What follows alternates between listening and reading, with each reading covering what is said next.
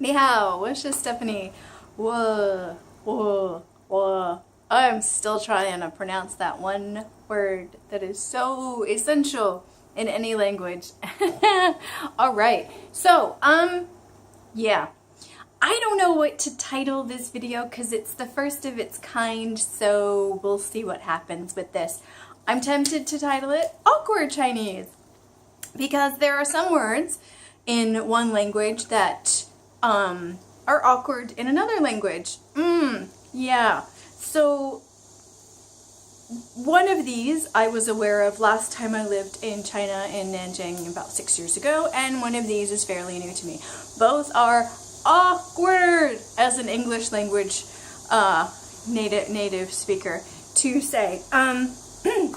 Right. Some of you who know both languages know where I'm going with this, but I feel like this is not talked about enough, and it feels awkward enough to talk about them, so that's probably why. But, yeah.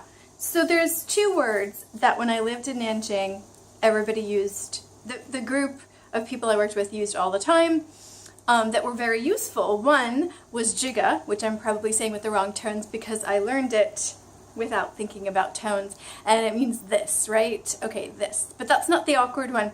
The other one is niga, and I'm definitely saying that with the wrong tone again.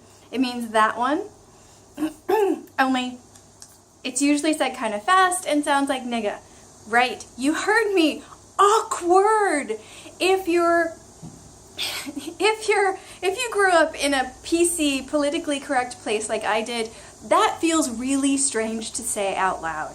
So in Chinese, I don't tend to point at things far away because my language isn't good enough yet, but I imagine when I get to that point, I'm going to cringe a little bit because although I know it doesn't mean that awkward, if you don't know what I mean, there's a slang word for a very negative, historically awful name that, and I don't even know the exact origin of the word, but nigger, N-I-G-G-E-R, was very, very horribly used for a very long time, and I'm sure is still used by some folks somewhere.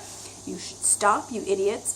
Anyway, it's a really, really bad thing to call someone. Although when you're pointing at that, generally speaking, as long as you're not referring to a person, of course you're not using that term in English when you're using this term in Chinese. Obviously, it's still really, really awkward.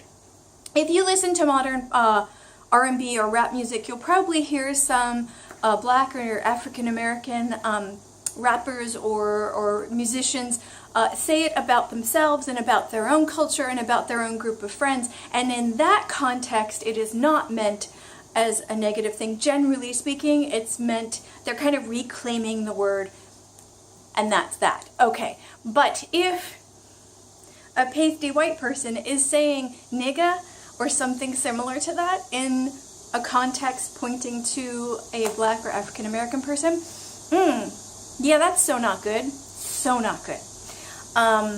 So anyway, in pinyin, it's N-E-I, falling tone, G-E. And I'm starting to see g. Actually, that looks like it doesn't have a tone at all. The G-E doesn't look like it has a tone. And I don't really know how to do no tone yet. So I'll just say G-E with no tone. But I'm seeing g a lot of places now. So it's starting to come into the realm of possibility of what it means and into my vocabulary somewhere. I haven't officially studied it, but I'm starting to see it around me. Anyway, that's awkward word number 1 in Chinese. Right. Awkward word number 2 is a name. It's a really common name from what I can tell, and it's Z-H-U. I have no idea what the tonnage is on that. I was looking it up online. I keep seeing it typed, and generally speaking, the tonnage doesn't make it onto that. I do not see any tones on this at all. I just see that it's a very common name. It's the pinyin romanization of 4 Chinese surnames. It's spelled C-H-U and Wei Giles, which is mainly used in Hong Kong, Macau, and Taiwan. Blah, blah, blah, blah, blah. And it's from the Ming Dynasty emperors. Okay, Z-H-U. What's the big deal? From what I can tell, it's pronounced Jew.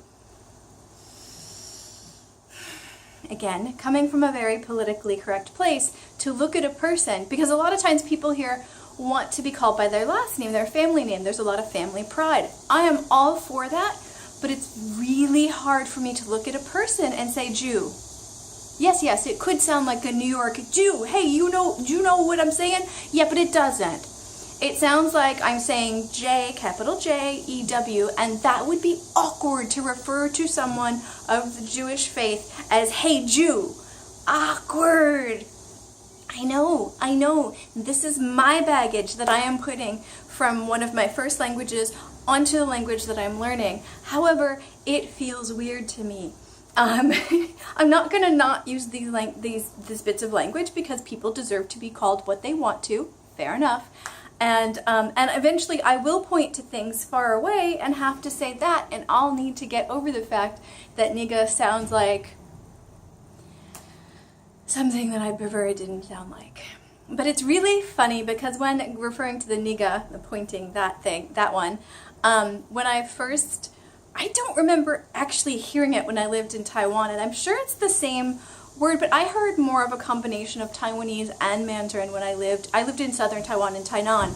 And so there was this blend, depending on where I was, between either Taiwanese, Mandarin, or a mix between the two. And I did spend a lot of time at night markets where there was an older generation, and I didn't hear that much Japanese, funny enough, because a lot of people said that you'd hear a lot of Japanese from the older generation, and I don't know if they just didn't use it out in public or if I just wasn't really tuning into it yet. But point being, I heard a lot of two languages I didn't know that I could maybe kind of sort of tell the difference in, kind of sometimes. But I don't remember hearing this, but when I moved to Nanjing, China, I heard this all the time, not just in the group of people that I was around, but I actually heard it as I was going around and doing things around town. I would heard locals say this word all the time, obviously when they were saying that one, whatever, but I heard it all the time, and it was really hard not to go, oh, and turn around like, I can't believe you said that out loud, especially as a not Black or African American person, to say that word. But of course they didn't mean it like that anyway, so why was my reaction there? Because sometimes you can't escape your linguistic past. And my linguistic past has been laced with a lot of people dumping on a lot of other people, and that's all I have to say. So maybe I'll label this one Caution Chinese. No, because it's not the Chinese language that's at fault. It's really not. I can't speak.